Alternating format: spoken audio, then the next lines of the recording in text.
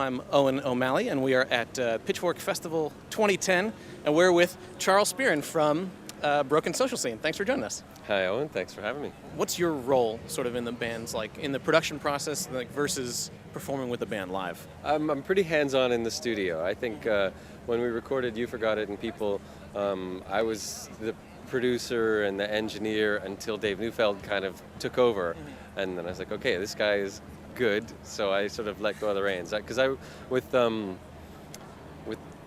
Kevin and Brendan and I Kevin and Justin and I had a band, Casey Accidental, before Broken Social Scene, and I recorded all the albums, the 2 albums, and I did it, with my 8-track, synced it to a D88, and had all sorts of fun mixing it all.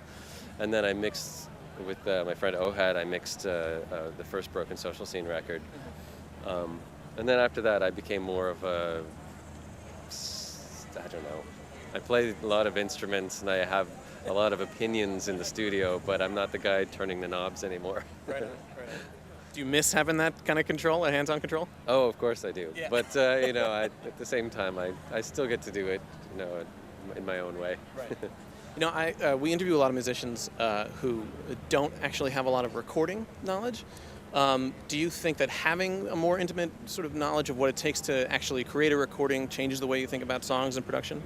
Absolutely. I think the sound of an instrument can have as much emotional weight as the notes that you play. I mean, if you listen to a piano can sound so many different ways and can resonate with you so many different emotions, even if you're just playing the same chords. So if the idea in music is to bring out certain emotions, then being an engineer and having an ear for timbre and that sort of thing is extremely helpful and extremely satisfying, because you have more to work with. It's like I can spend as much time playing with an EQ as I can playing a guitar. I just love the different sounds that you can make out of it.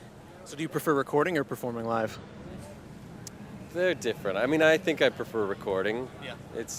I feel like there's a lot of showmanship in playing live, and there's a bit of an artifice to it, which is fun. It's a bit more playful. Yeah. And I really do appreciate attention from fans. And I just think that attention is one of the best gifts that you can give to people. I think it's very honoring to have all these people come to the show and cheer for you. I mean, I'm very grateful for that, and I think that it's a very wonderful thing to experience. But I don't know, maybe I'm shy or something, but I prefer being in the studio. It's interesting. I never thought of the live performance being the part of an artist's life that has the artifice. Yeah. You always talk about how like the recording is like the medium and that's the artifice, and live is like immediate, but it's true, there's like showmanship. Yeah. Well, it certainly can be very natural and very honest in a live performance, but when you step up on stage every night, sometimes you just don't feel it until the end of the show, right? So there's a lot of, there's a lot of faking it, I have to admit, not a lot. Okay, maybe there's not a lot of faking it, but there is faking it. It's very honest of you. We appreciate that.